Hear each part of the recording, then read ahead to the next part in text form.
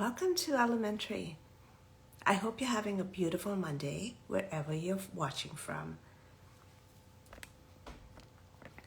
So, I've had a crazy week last week. Lots going on. But totally appreciative and thankful to have so much going on in my life. My guest will ask me to join any minute now. But in the meantime, what real estate questions do you have? Do you have any? Would you like to know about the market? What are your questions?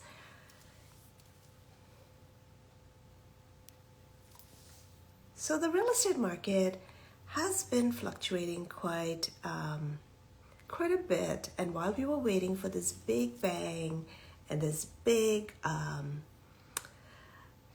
huge fall market to kick in, I will say that, the fall market is sporadic, right? In some areas, properties are selling. In some areas, people are still expecting. There you are. Hello. How are you? Good. How are you? Good. I was just kind of rambling on while, you asked me to join. So thank you. Thank you for joining. And so we'll get started. And while our guests are making their way onto the show, we'll get going. So thank you so much. Let's start by introducing yourself and your Instagram handle. Okay. Thanks for having me on tonight, Jacqueline. My name's Daniel. I'm the owner of Big Ass Slabs chainsaw milling and timber work. You can find me at Big Ass Slabs on Instagram and Facebook. I Um, love that name. I love that name, I have to say. it's one that people remember and most people Yes, chuckle. yes. So tell us a little, tell us a little bit about yourself and, how you came to be. Okay. Well, basically, I started the business a bit more than 7 years ago now. I had been working for another farmer who had a sawmill, and that's sort of where I got my background in milling lumber and wood. And at the time, we were encountering larger and larger logs, so I invested in an Alaskan chainsaw mill, which allows you to mill much wider than most commercial mills can do. So I was able to mill up to 59 inches. And when I was kind of coming up for a name for the business, I sort of stole the name a bit from an industrial fan company called Big Ass Fans. And they do large fans for industrial settings, for agricultural, dairy barns, that kind of thing. And I always enjoyed their name, and I thought that just went well with doing, pieces of wood that were, up to almost 6 feet wide. Yeah, no, I'm sure it's beautiful. Um, I am just, you know, I just love to see those live edge tables, and I myself had sourced out a table for my own house a while back. So I totally love, you know, um, real wood, Yeah, so to speak, which is so hard to find these days, isn't it? it is. And, there's a lot of people that do what I do. I'm I'm one of the more prevalent ones on social media and having a web presence. Basically, we're able to take the tree when it's at the end of its life and allow it to live on in people's Uh, homes. Um, Amazing. Either, sometimes we work directly with the property owner, where they've had a tree that, their kids have grown up under, the grandkids have played around, that kind of thing. The tree's at the end of its life and they don't want to see it just go to firewood. So we've had a number of projects where after the tree's being taken down by an arborist or, someone with more skills than I have in that area, once it's on the ground, we can mill it and we can dry the wood and then, make a table, make countertops, a bar top, any number of projects that they can then put in their house, and they can have Thanksgiving and Christmas dinner around. Yeah. And the tree that was part of their life for years continues to be part of their life. Yeah, no, that's amazing. That's like totally amazing. Like the to be able to repurpose the tree in that manner is is really, and especially once the kids have grown up and, that tree can now be part of their Christmas dinners, which is Exactly. fabulous. So you've told me, because I was going to ask you how your name came to be, but you've told me that piece. But what all do you do? Um, We basically, aside from getting the tree on the ground, like I said, we let other better skilled professionals do that. We can mill the log into either live edge slabs or dimensional lumber. We have the ability to kiln dry it, and then the equipment to surface and process the wood so that it's flat and ready to use. And then we also, on occasion, we do finished products, projects for clients. And then we also have our own inventory of live edge slabs, fully cataloged on our website. That if you want to do a project yourself, mhm. you can buy out of that inventory. If you have your own builder that you want to work with, you can source the material here and know exactly what we have available. Mm-hmm. The material that we have on hand is everything from charcuterie board size material through to, we've got a number of pieces right now that are big enough for conference tables. Wow. Wow. And I noticed something on your website talking about, building, like other than just pieces like that, there's something on your website that talks about, other projects, like I think something about the backyard, Yeah, like I guess if you want to put a uh, piece. we Yeah, tell us do more about that. we do some timber frame projects like pergolas, gazebos. We have a couple of builders that we work with in the area that we supply timber posts and pediments for the front of their buildings, on their new builds. Um, the timber frame is a nice aspect. We usually do 3 to 4 projects a year, ranging from, we completed one last week that was a 9 foot by 11 foot cover for over a hot tub. Wow. Um, Wow. Earlier actually it was about this time last year, we finished off one that was a 12 by 12 pergola with I think it was a 14 by 26 covered Yeah. area in timber Okay. frame. Wow. Very nice. Wow. Yeah, that's quite a big project, I would Yeah, say. that took Yeah. days of planning and work. Yeah, yeah, I bet. Um, So, I mean, that's pretty impressive. I want to tell our viewers that if they have any questions, to drop it in either the question icon or in the comment section, you know, um, and we'll get to those questions as we progress. But one of the the things I wanted to ask you is where exactly did you say you were located? Um, um, we're out on a back road between London and Woodstock. oh yeah, So I believe you're in, was it North York is sort of where you're? Toronto. Yeah, yeah, yeah, yeah. Around the So Toronto area. from there, depending on traffic, we're an hour and a half, 2 hours from Toronto. Yeah, that I know the area quite well because I used to travel quite a bit. So that's a great area to be in. Yeah, I mean, people can still come out and, get wood, I yeah. guess, or We several times a month we'll have customers that come from the Toronto area. oh, We've even had customers from Fort Erie, up French River area north of Toronto. hmm. So when people are able to see what I have in my inventory on the website, they know that, hey, there's 2 or 3 pieces that kind of intrigue them. They know that it's worth the drive because they're going to go home with one of them once they've had a chance to see them in person. Yeah, for sure. So what made you open up, like start your Instagram channel?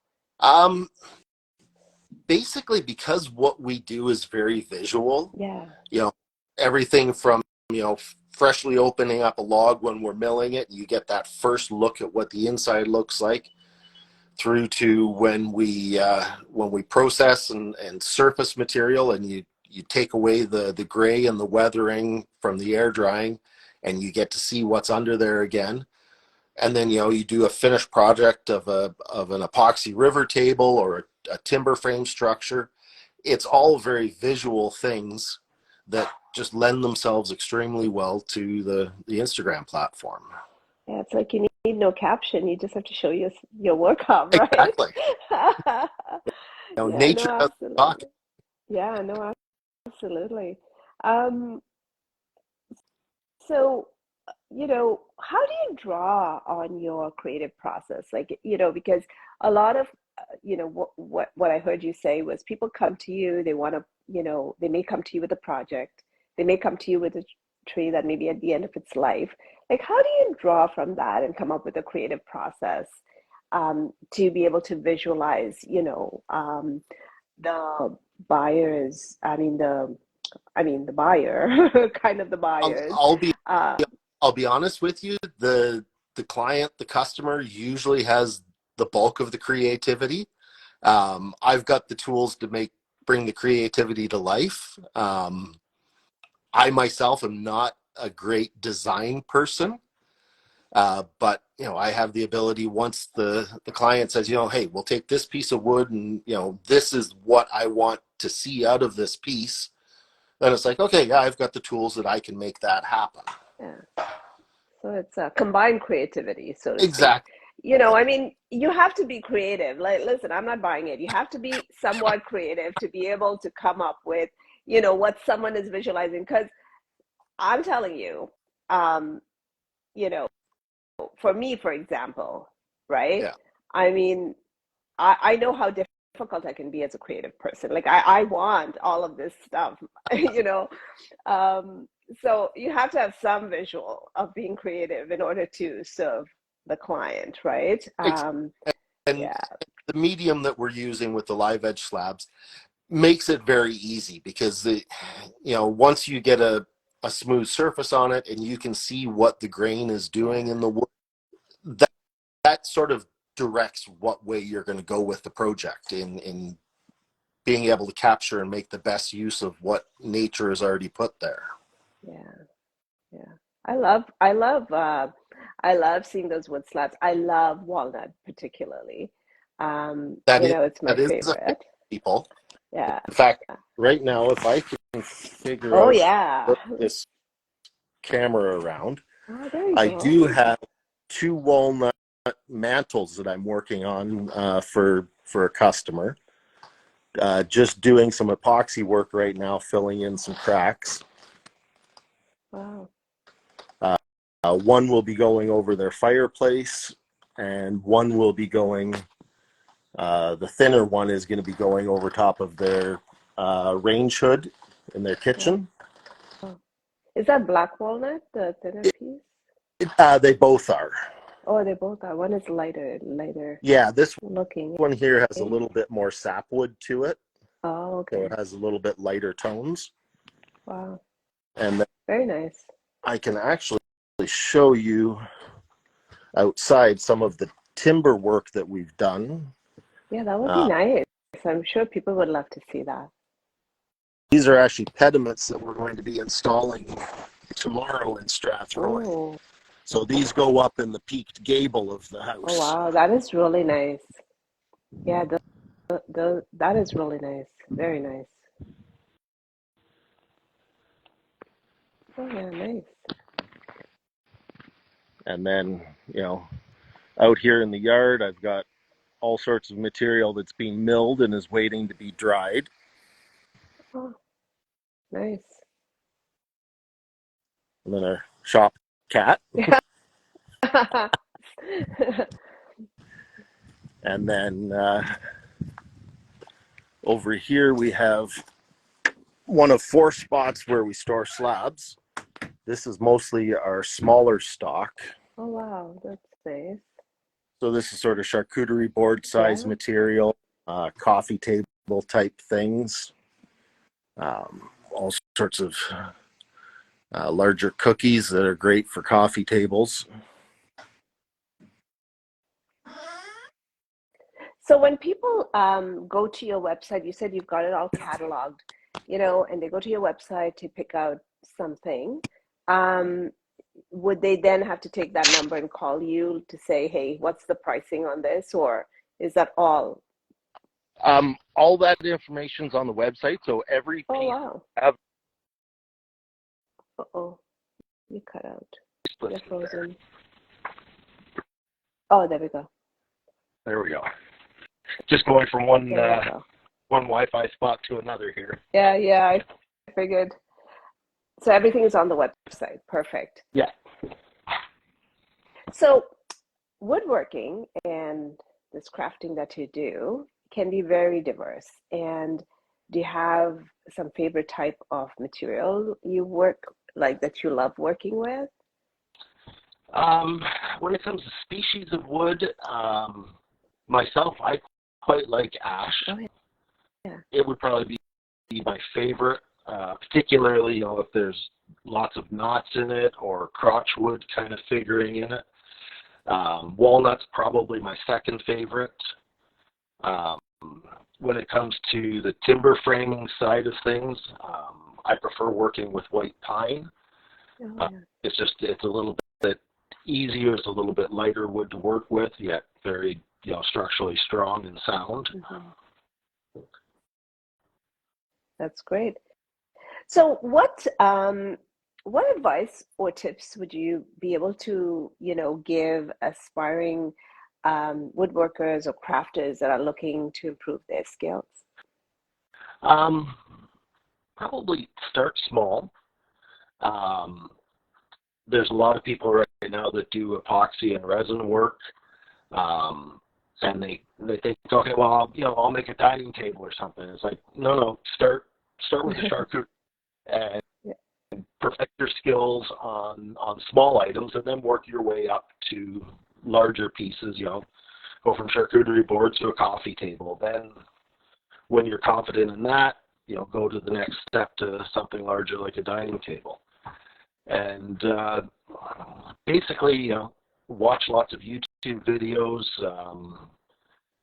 reels on Instagram or Facebook kind of thing, or stories, I guess it is, on Instagram.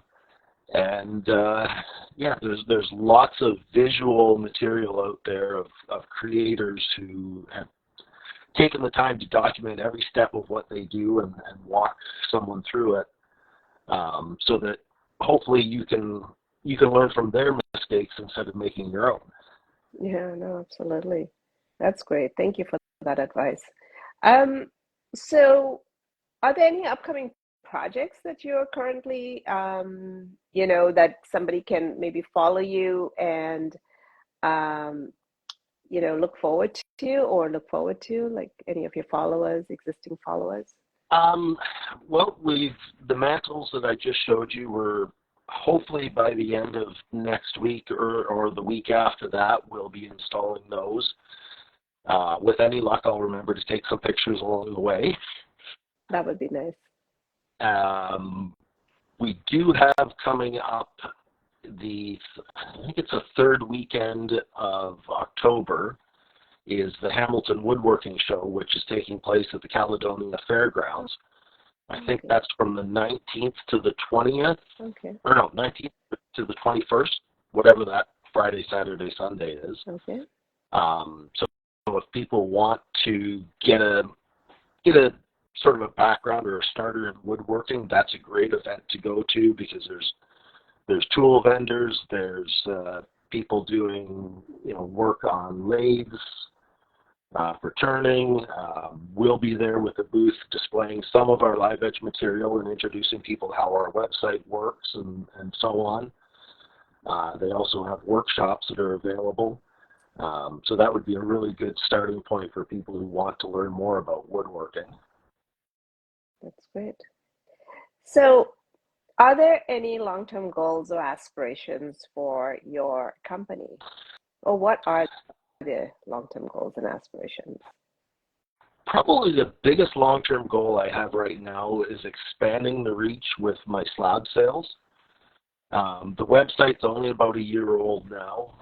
I've been doing more work promoting it, both Facebook and Instagram and other forms of marketing, and basically getting that in front of more people so that, you know, as nice as it is to have a building full of wood, I'd much rather see it in other people's hands and them making projects out of it. Yeah, absolutely. I mean, you can actually show them on, have those links on Instagram as well. Or, I mean, the links, you can only show links in stories, but Facebook is a little more forgiving for links. But people who will see that will want to, because there's a lot of people looking and wanting to source material. They just have to figure out a good place to find it, right? So, Exactly.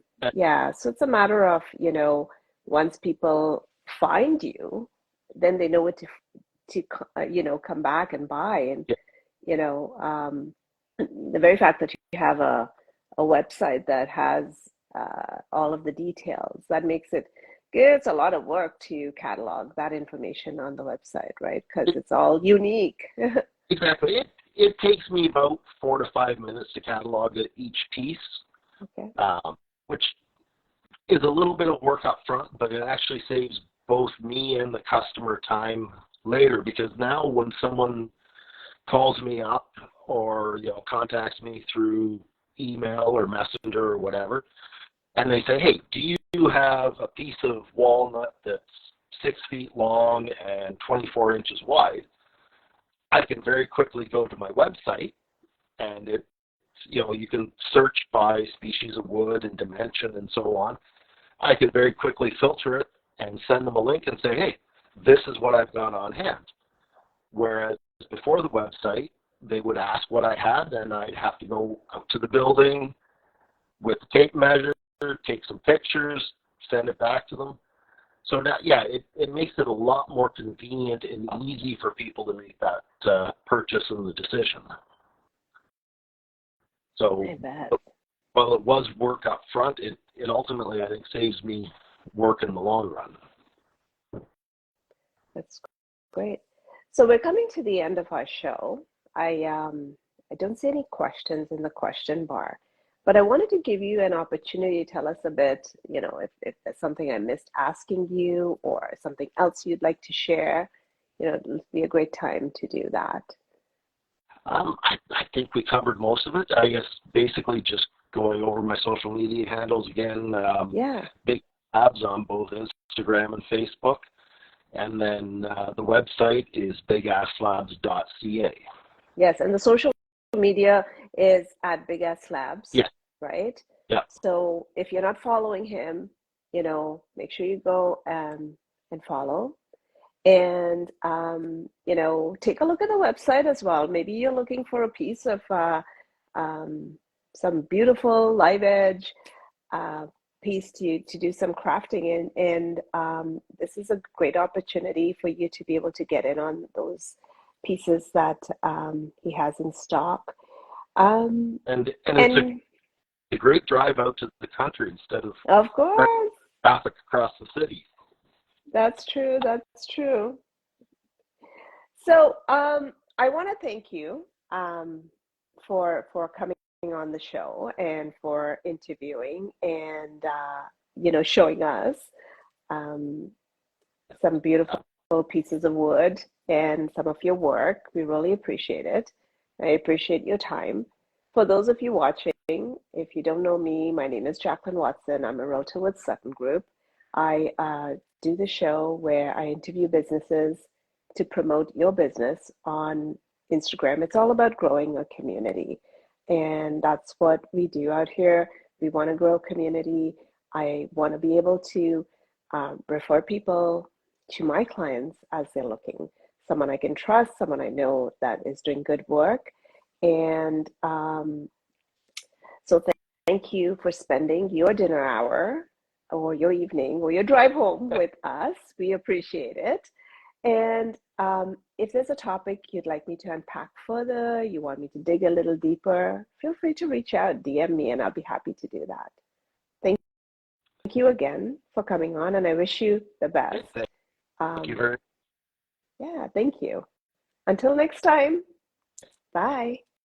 Bye.